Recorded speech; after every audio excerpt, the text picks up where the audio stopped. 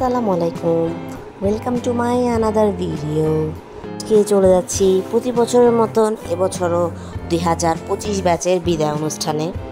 তো সবসময় তো দেখাইছি আমি আমাদের বাসার যে রোড ওই রোড দিয়ে যাচ্ছি, আর আজকে যাচ্ছি আমার শ্বশুরবাড়ির রোড দিয়ে। তো এখান দিয়ে যেতে যেতে আমি একটা রিক্সা নিয়ে নিলাম, রিক্সা দিয়ে চলে গেলাম সোনিয়াকড়া। নতুন বিয়ে হয়েছে সেহেতু কোচিংয়ের পোলাপানকে মিষ্টি খাওয়াইতে হবে, না হলে ওরা আমাকে জ্বালাতন করবে। তো আমি মিষ্টি কিনে চলে গেলাম আমাদের গন্তব্যে। গত বছরের মতন এবারও আমাদের প্রোগ্রামটা আমরা করছি স্টোরি লঞ্চে সবাই চলে আসলো, আমাদের টিচারেরা, আমাদের স্টুডেন্টসরা সবাই মিলে এখানে মধ্যে লুডো খেলছে আর এনজয় করতেছে। এখানে গানও বাজতেছিল, কিন্তু গান দিলে তো আমি খেয়ে যাবো রেস্ট্রিকশন, তাই আমি গান দিচ্ছি না। আর এদিকে আমি চুপ করে বসে আছি, চুপ করে বসে একটু নিজের স্ন্যাপ নিজে নিচ্ছি। আমার মনে হয় বিয়ের পর একটু বেশি সুন্দর হয়ে গিয়েছি, মার্শাল্লাহ চিঠিত। আর এখানের মধ্যে সব টিচারেরা আমরা বসে আছি, বসে বসে একটু বিচিং করতেছিলাম, আর সবাই আমাকে পচাইতেছিল যেহেতু আমি নিউলি ম্যারিড। তাই আমাদের এই টিচারেরা কিন্তু 1-2 দিনের টিচার না, এরা প্রায় অনেক সময় আমাদের সাথে আছে। আর এই যে শিপন স্যার, আর এখানে দেখেন একটা কুট্টু একটা বেবিটা এত সুইট, এত কিউট যে ওর একটা স্ন্যাপ না নিয়ে আমি থাকতেই পারলাম না। আর এখানে এই যে সাদমান আমাদের অয়ন, এই যে আমাদের স্টুডেন্টস ইতিমধ্যে চলে আসলো আমাদের ভেন্যুতে। তারপরে আমরা এখানে ওদের জন্য যে ক্রেস এনেছিলাম, ওই ক্রেসটা সাজিয়ে রাখতেছিলাম।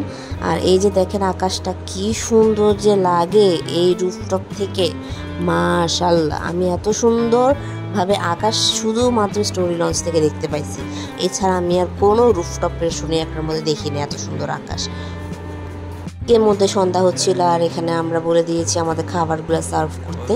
তো খাবার খাওয়ার জন্য সবাই প্রস্তুত, সবাই বসে আছে রেডি হয়ে, এখনই আমাদের খাবার সার্ভ হবে। আর এইদিকে আমাদের টিচার্স আর স্টুডেন্টসরা মিলে অপেক্ষা করতেছে খাওয়ার জন্য। আর এই যে আমাদের নিজাম স্যার বলতেছে যে আপনি তো আগেও দুষ্টু ছিলেন, বিয়ের পরে আরও বেশি দুষ্টু হয়ে গিয়েছিলেন।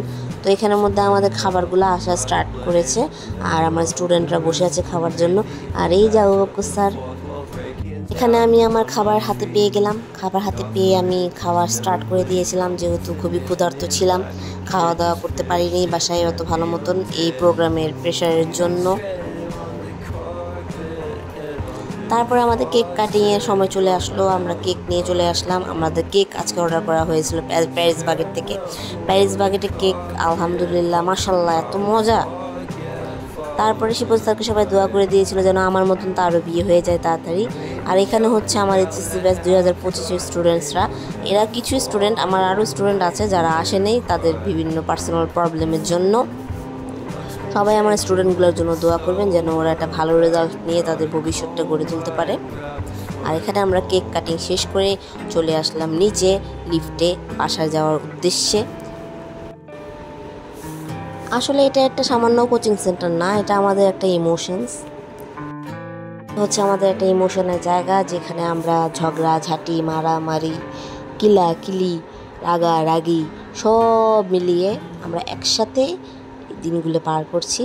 এই সহ আমার 3টা ব্যাচ আমি বিদায় দিলাম। সবাই আমার কোচিংয়ের জন্য আর আমার কোচিংয়ের স্টুডেন্টসগুলোর জন্য অনেক অনেক দোয়া করবেন। ধন্যবাদ আমার ভিডিওটি দেখার জন্য। আসসালামু আলাইকুম।